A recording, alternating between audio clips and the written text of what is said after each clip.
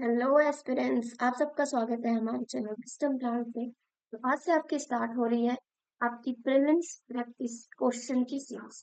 ठीक है, तो आज जो है हमारा ये पहला लेक्चर है जिसके अंदर हम इकोनॉमिक के 10 क्वेश्चंस करेंगे। ठीक है, मोस्टली हम सिर्फ करेंगे एमसीक्यूज करेंगे, क्योंकि जिससे आपको क्या रहे, पढ़ने में भी आसानी रहे। नहीं तो आप क्या करोगे, बोर हो जाओगे अगर एक दिन में आपका 20 और 100 एमसीक्यूज कराने लगे तो। ठीक है, तो रेगुलर आपके 10 एमसीक्यूज आएंगे अलग अलग सब्जेक्ट के, जैसे कि आपको पता है हिस्ट्री, जियोग्राफी, ठीक है, इकोनॉमिक, ये सारे सब्जेक्ट जो होते हैं आएंगे इसके। ठीक है, तो आज जो है आपका इकोनॉमिक का स्टार्ट हो रहा है। तो आपको क्या कर लेना है, इस चैनल को ज्वाइन कर लेना है। अगर चैनल को अभी तक आपने सब्सक्राइब नहीं किया है तो फटाफट कर लो। ठीक है, तो यहाँ पे यूपीएससी और स्टेट पीसीएस की भी होती है, तो ये एमसीक्यूज आपको स्टेट पीसीएस में भी हेल्प करने वाला है। ठीक है, तो चलिए पहले एमसीक्यूज की ओर चलते हैं। पहला एमसीक्यूज क्या है डियर आपका? पहला एमसीक्यूज है आपका कि what does the study of economic involve. Okay, option A है the theoretical analysis of economic concept. ठीक है, एंड ऑप्शन बी है the practical implementation of economic theories. Okay, and C है the study of how the resources are allocated in a particular country. Okay, and the option D है आपका to maximize profit for business। तो इसमें ये बोला है कि आपका स्टडी ऑफ इकोनॉमी क्या इन्वॉल्व करता है। तो इसका करेक्ट आंसर होगा डियर आपका ऑप्शन सी, कि आप रिसोर्स को कैसे एलोकेट करते हो। ठीक है, क्योंकि आपको रिसोर्स को ही यूज करके क्या करना होता है, आपको प्रोडक्ट बनाने होते हैं। क्लियर? और रिसोर्स को ही यूज करके आपको क्या करना होता है, ग्रोथ करना होता है। ठीक है, तो इसका ऑप्शन जो करेक्ट है वो ऑप्शन सी है। ठीक है, चलिए नेक्स्ट क्वेश्चन के ऊपर चलते हैं। नेक्स्ट क्वेश्चन आपका क्या है? ठीक है, नेक्स्ट क्वेश्चन आपका ये है, in which economic system does the private sector और individual primarily determine what to produce, how to produce and it for whom to product is intended. ठीक है, तो ऑप्शन ए है आपका सोशलिस्ट इकोनॉमिक, ऑप्शन बी है आपका capitalistic economic, option C है आपका mixed economic, and option D है आपका कॉम्युनल इकोनॉमिक। ठीक है, कि जिसके अंदर आपको क्या देखना होता है कि in which the economic does the private sector. ठीक है, यहाँ पे प्राइवेट सेक्टर की बात की गई है। ठीक है, मतलब प्राइवेट सेक्टर के पास पावर है और वो इंडिविजुअल क्या करेगा, डिसाइड करेगा कि क्या प्रोड्यूस करना है, किसके लिए करना है और कितना करना है।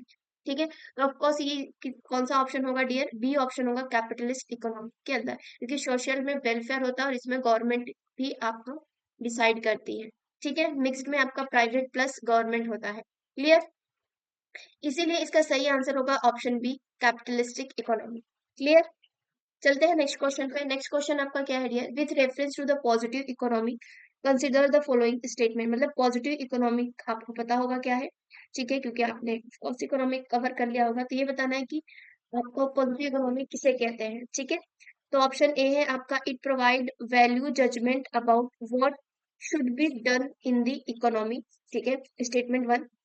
एंड स्टेटमेंट सेकेंड है आपका it is primary focus is to study the cause and effect relationship in the economy। okay, तो इसमें आपका फाइनल क्वेश्चन क्या है? Which of the following statement are given is correct. ठीक है, देखिए यहाँ पे करेक्ट पूछा है, इस चीज को हमेशा जो है हाईलाइट करिएगा जब आप देने जा रहे हो, कि वहां पे करेक्ट पूछा है कि इनकरेक्ट पूछा है। यहाँ पे करेक्ट स्टेटमेंट पूछा है रिगार्डिंग पॉजिटिव इकोनॉमी, तो इसका करेक्ट आंसर होगा ऑप्शन बी, टू ओनली। ठीक है, तो टू ओनली स्टेटमेंट एकदम आपका सही है। क्लियर? चलते हैं फोर्थ क्वेश्चन पे। फोर्थ क्वेश्चन आपका क्या है डियर? फोर्थ है आपका with reference to micro and macro economy consider the following statement. ठीक है, माइक्रो और मैक्रो इकोनॉमी को लेके आपको इसमें से बताने हैं स्टेटमेंट। ठीक है, ऑप्शन सॉरी स्टेटमेंट वन है आपका micro economic focus on individual level discussion and it is also known as a price theory. Okay, option B है आपका सॉरी स्टेटमेंट सेकंड है आपका micro economy consider the entire economy as a whole and is useful for physical and monetary policy decision. Okay, third statement है आपका micro economic primarily study the decision and the policy of the government. Okay, and आपका statement four है the micro economic analyse the behaviour of house hold and business. Okay, इसमें आपको बताना है कौन से स्टेटमेंट करेक्ट है। ठीक है, how many statements of given about is and are correct. Option A आपका only one, option B only two, option C only three and option D आपका है ओनली फोर। इसका करेक्ट आंसर होगा आपका only to. ठीक है, पहला statement आपका सही है कि माइक्रो जो है आपका इंडिविजुअल डिसीजन का होता है और ये इसको प्राइस थ्योरी के नाम से जानते हैं। ठीक है, और माइक्रो इकोनॉमिक जो है आपका ये सेकंड स्टेटमेंट सॉरी, ये सेकंड एंड फर्स्ट स्टेटमेंट सही है, ये थर्ड एंड फोर्थ स्टेटमेंट जो है ये इनकरेक्ट है। ठीक है, तो इसीलिए ऑप्शन बी होगा ओनली टू। नेक्स्ट क्वेश्चन आपका ये है, with the reference to the relationship between the economic and economics. ठीक है, consider the following statement. The economic is the study of choice and management of unlimited bones with limited resource. Okay, next है आपका statement, economic is the implementation of theories of economics and the study of economics in action। ठीक है, तो इसमें आपको बताना है which of the statements given above is and are correct। देखिए, इसका करेक्ट स्टेटमेंट पूछा है, तो इसका जो सही ऑप्शन होगा, ठीक है, वो ऑप्शन डी होगा, neither one and not two. ठीक है, क्लियर, मतलब इसमें से दोनों ही गलत है। जो आपका इकोनॉमिक में होना चाहिए वो इकोनॉमिक्स में दिया है, और जो इकोनॉमिक का होना चाहिए वो आपका इकोनॉमिक में दिया है, मतलब यहाँ पे इंटरचेंज कर दिया गया है। ठीक है, चलिए अब हम चलते हैं नेक्स्ट क्वेश्चन के ऊपर। तो नेक्स्ट क्वेश्चन आपका ये है, नेक्स्ट क्वेश्चन क्या है डियर, देखिए नेक्स्ट क्वेश्चन आपका क्या है कि consider the following statement with reference to the sector of the economic. ठीक है, मतलब आपको सेक्टर जो इकोनॉमिक में होते हैं उनके रिगार्डिंग आपको स्टेटमेंट दी गई है, उसमें से आपको क्या करना है, इस स्टेटमेंट को पढ़ना है और बताना है कि कौन सा स्टेटमेंट करेक्ट है। ठीक है, तो स्टेटमेंट वन है आपका, देखिए यहाँ पे one two times many times लिखा गया है, तो उसमें आपको माउंट बिल्कुल नहीं करना है। ठीक है, देखिए स्टेटमेंट वन है जो आपका है, the primary sector involve the activities related to the processing and manufacturing of raw material into finished product. मतलब प्राइमरी जो सेक्टर होता है इसके अंदर हमारी प्रोसेसिंग और मैन्युफैक्चरिंग की प्रोसेस होती है। तो देखिए ये स्टेटमेंट तो आपको पता है गलत होगी। ठीक है, and second statement, the secondary sector involve the activities such as agriculture, farming and forestry। नहीं, ये गलत है। ठीक है, क्योंकि ये तो प्राइमरी सेक्टर का काम है। ठीक है, थर्ड स्टेटमेंट है आपका, the tertiary sector comprise activities providing service to individual and business. मतलब यहाँ पे सर्विस की बात की गई है। ठीक है, तो ये वाला स्टेटमेंट सही है, टर्शरी सेक्टर के अंदर सर्विस आता है।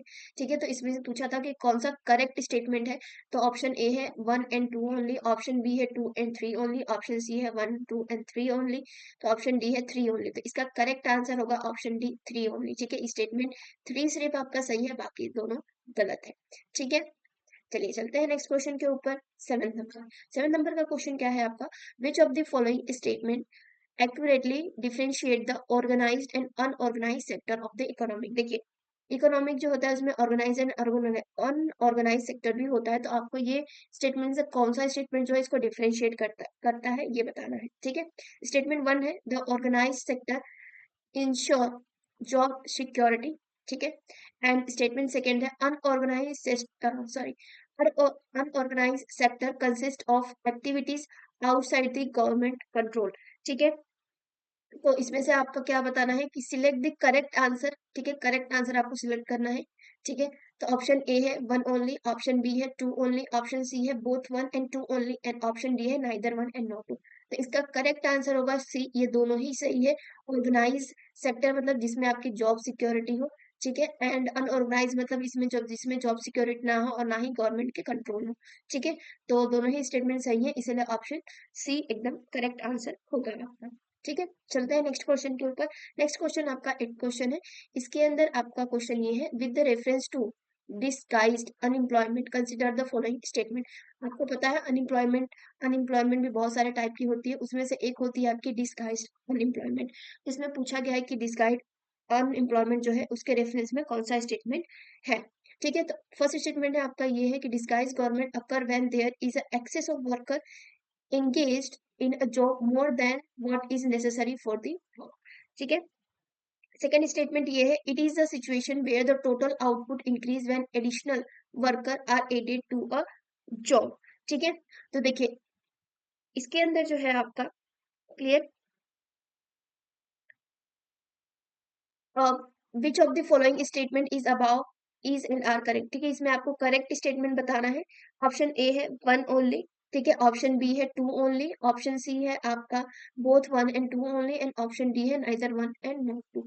देखिए, अगर इसका करेक्ट आंसर की बात करें तो इसका करेक्ट आंसर होगा आपका ए वन ओनली। वन ओनली क्यों होगा? क्योंकि ये जो स्टेटमेंट है डिस्गाइज्ड अनएम्प्लॉयमेंट, मतलब कि जो वर्कर होंगे वो एक्सेस होंगे बट उनकी प्रोडक्टिविटी क्या होगी? लेस होगी, ठीक है। डिस्गाइज मतलब छुपे हुए, ठीक है, क्लियर।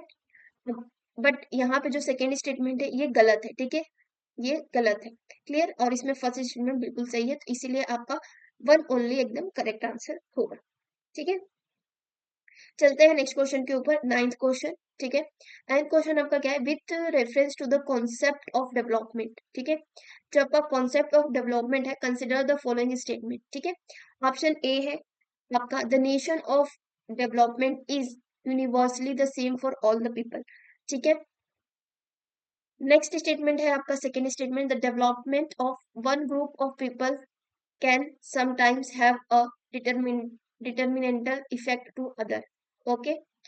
स्टेटमेंट थर्ड है आपका development primarily pertains to rapid economic growth irrespective of its impact on the people lives, okay। and statement fourth है आपका average provide an accurate representation of the development and disparity in the society, clear. तो चलिए, इसमें आपका क्या बताना है कि how many statement are correct, ठीक है।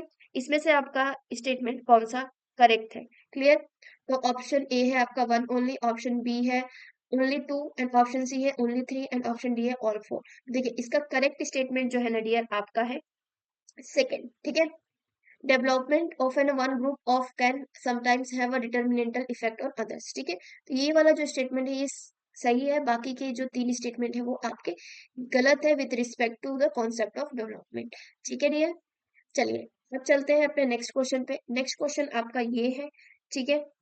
ये जो है आपके लिए होमवर्क है, ठीक है। क्या है डियर? ये आपका क्या है? HW है, ठीक है। तो ये जो 10th क्वेश्चन है वो आपका HW है, मतलब इसका आंसर आपको किसमें देना है? चैट बॉक्स में देना है, ठीक है, क्लियर। इसका आंसर किसमें देना है? चैट बॉक्स में देना है। तो क्वेश्चन एक बार मैं पढ़ देती हूँ।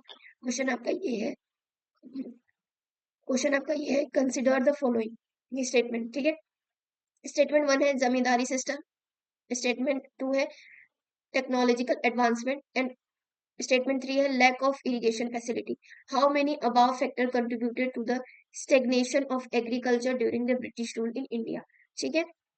ऑप्शन ए है वन ओनली वन, ठीक है। ऑप्शन बी है ओनली टू, ऑप्शन सी है all three, and option D है नन, ठीक है। इसमें ये ABCD दो बार लिखा गया है, बट इसको आपको नहीं देखना है, आपको सिर्फ ऑप्शंस देखने हैं, ठीक है। ऑप्शन ए है ओनली वन, ऑप्शन बी है ओनली टू, ऑप्शन सी है all three, and option D है नन, ठीक है। तो आपको इसका आंसर चैट बॉक्स में करना है, ठीक है। तो यहाँ पे जो है हमारा आज का 10 क्वेश्चन कंप्लीट होता है। अगर आप हमारे चैनल पे न्यू हैं तो आपको लाइक करना है इस वीडियो को, और शेयर करना है अपने दोस्तों के साथ, कलीग के साथ जो इसकी प्रिपरेशन कर रहे हैं, ठीक है। और सब्सक्राइब कर लेना है, ठीक है, ऐसे ही और इन्फॉर्मेटिव वीडियो के लिए, क्लियर। तो चलिए, मिलते हैं नेक्स्ट सेशन में आपसे, तब तक आप अपना ध्यान रखिए, पढ़ाई करते रहिए। Tata, bye bye.